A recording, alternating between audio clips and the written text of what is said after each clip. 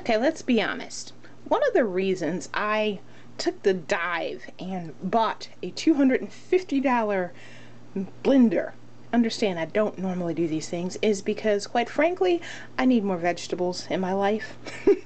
I used to get a lot of vegetables and very healthy food. Then I got a real job. And when I say real job, it's one of those jobs that when you breathe, your bosses want to know why you're using company time to accomplish personal goals. Ew. Okay, it's not always that bad. Most days. Anyways, so let me tell you what I'm doing today to sort of counteract real life pressures and healthy eating. Okay, so this is our favorite blender. It's the Omni V. Woohoo! See the nice little name? And notice it's actually called the Omni Blend 5, but Omni 5, everybody knows what you're talking about. And we have our requisite water in there so we can start doing this, and that's all it is. It's just water. Remember, this is not a juice extractor, so you do have to put water in there to make it work. So today, for today's demonstration, we have spinach. Yay! I figured this ought to keep me busy. This whitish looking substance is actually green cabbage. I split an apple in half, took out the seeds. Notice I just split it in half, didn't do it in a whole bunch of chunks. And you're wondering, why do I have all these strange things here? Well, I'm going to make a smoothie out of these. Believe it or not, if you put a lot of fruit and with your vegetables, you really can't taste the vegetables, but you get all the nutritious benefits with them. So let's start dipping in. So we have apple, slice number 1 in there, and apple slice number 2 in there. We're going to put our spinach and our cabbage. Let's put the cabbage in first since it's a nice big hunk. Get some right in there. Alright, the spinach is a little bit easier, but that goes in there as well. Get it nice down in the sides so that your blender can use all the action that's necessary. Alright, now this by itself, it'll be a nice green smoothie, and believe it or not, blended up vegetables do not taste that bad. I mean, think about it. V8 has made a living for years and years on this. Now, true, they put a lot of salt and God only knows what other stuff, but I know people who are slightly addicted to the stuff. So whatever they did, their marketing really works well. So anyway, so we put all the nice little lettuce leaves and, sorry, the cabbage leaves and the spinach leaves in there. Now, like I said, you have an apple in there, so you'll have a little bit of sweetness. But to make this even more interesting, let's use our favorite superfoods. Okay, so in addition, I brought some cranberries. Now, it says fresh cranberries, and they were kind of fresh when I bought them in a package. But I froze them. Okay, so these things are actually really hard. I'm going to try to squeeze one. You can actually see it squeezed, but these things are slightly frozen, so they're not really easy. Have some more of our frozen peaches and some frozen carrots. We also have blueberries, and we have figs. Okay, here it goes to, as I put these in, I'll tell you another rationale for buying this. Number 1, as I'm doing this, I am getting ready to go to my real job. It's about 6 o'clock in the morning here, and I gotta tell you, I like smoothies, as you can quite guess. The problem is that the smoothie shops in my area do not open until about 6 o'clock in the morning. This is a little bit of a pain because that means you actually have to be there at 6 o'clock if you want to taste any of their nutritious goodness. I can't always do that. Okay, sometimes it is enough for me just to get to work on time, much less worry about whether I'm going to get there to the smoothie shops or not. Okay. Alright, let me put this in a nice convenient spot while I add the rest of the ingredients in. And add some of my sparkling repartee. There we go, that ought to work. So, in the meantime, I'm going to put in the peaches and the carrots, and remember these are both frozen. The second reason is not only do the smoothie shops not open until about 6 o'clock in the morning and close at other times where you might actually be hungry, I have yet to see a smoothie shop put green vegetables with blueberries, frozen peaches, and carrots, or mind you, apples and cranberries in the same drink. I've seen a lot of very interesting combinations, and you know, I'm sure they taste very good, and I've tried many of them. I like them a lot, but there's something about being able to do this. Notice the carrots at home by yourself because you really wanted to try this out on your own. I like being creative. I like it when the creativity can end up doing good things. Alright, so that'll be my carrots. And last but not least, in my piece of resistance, our fresh cranberries, right? Now, do be careful when you deal with cranberries.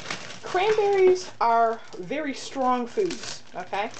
They do not taste like the wonderful cranberry juice that you often will drink. They add a lot of sugar to those things. There's a reason why. So be careful when you are using your fresh cranberries. Make sure you have other things in there to sort of offset their flavor, because if you're not used to it, they can be quite strong. But for me, today is going to be a high weather day here. One other thing you should note is that whenever you use these things, be sure to put your hands on the top, because sometimes they get a little excited and you're going to get splatters all over the place. Alright, so now we have an extremely full blender, but we're going to go to town. We're going to use the 90-second setting on this one, and we're going to see what happens. So please stand by.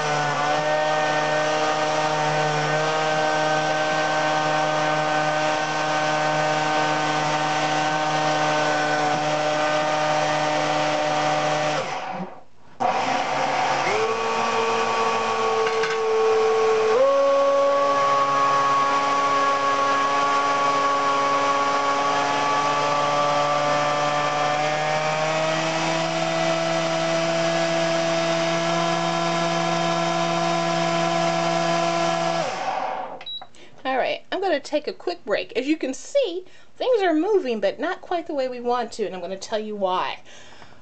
It's not because this beast can't handle it, but sometimes you need to pack your things in there a little bit more evenly. One of the things I did when I put this in is I put in pieces of apple, and like I said, you can do it that way, but you do have to be careful, because if you don't put them in nice and evenly, it makes it hard for the blender to chop it up. As you can see though, the blender isn't suffering. It's just not trying to get my apple pieces nice and crushed like they're supposed to. As a result, the apples are being hit at, but because of where they're launched at, here's my apple piece. Nice little thing, isn't it? Sometimes that makes it difficult for the rest of the stuff to blend, so pardon my mess, but let's try this again with at least one of these apple pieces out there, and hopefully the rest of the blending action won't be impaired. Don't worry, I'll stick it back in there and you'll get to see, yes, it can indeed handle stuff like that, but you do have to pack it in nicely, otherwise life will be more interesting for you. I should also let you know that this is really cold. Aha, see? This is what my blender has been doing. My apple has a nice little smile, isn't that cute? Alright, so I'm actually going to put these on top and let some of the softer stuff go in there. But if you've seen any of my other blenders, you also know that just because they're hard and thick doesn't mean it doesn't get smashed up. But you do, like I said, have to prepare. Make sure you put things in there in a way that makes sense, and then pretty soon the whole thing starts blending. Also, if you saw the stick, that's one method to try to make things, how do you say this, distribute them more evenly in your blender. Again, it can handle really hard stuff. I'm always surprised at some of the stuff that I put in here, and it works. But if you don't distribute it evenly, that's what will happen. Okay, so you get to see an honest view of how to make this work properly. Now, in addition, again, to add with the sweetness, I have these wonderful small bananas. These are either bananas or plantains. I can't quite figure out what they are, but they're this big. This will help to add to the sweetness. This is what they look like. Okay, and I'm going to stick this into the thing now that I have some more space in here, and we're going to try this all again. Same thing, I'm going to put it to the 90-second blend cycle. Now, I don't know if you could hear by the speed of the blender, but this blender, when you put it on the automatic 90-second cycle, what it does is that it actually goes through several of the settings. It has a low and a medium and a high.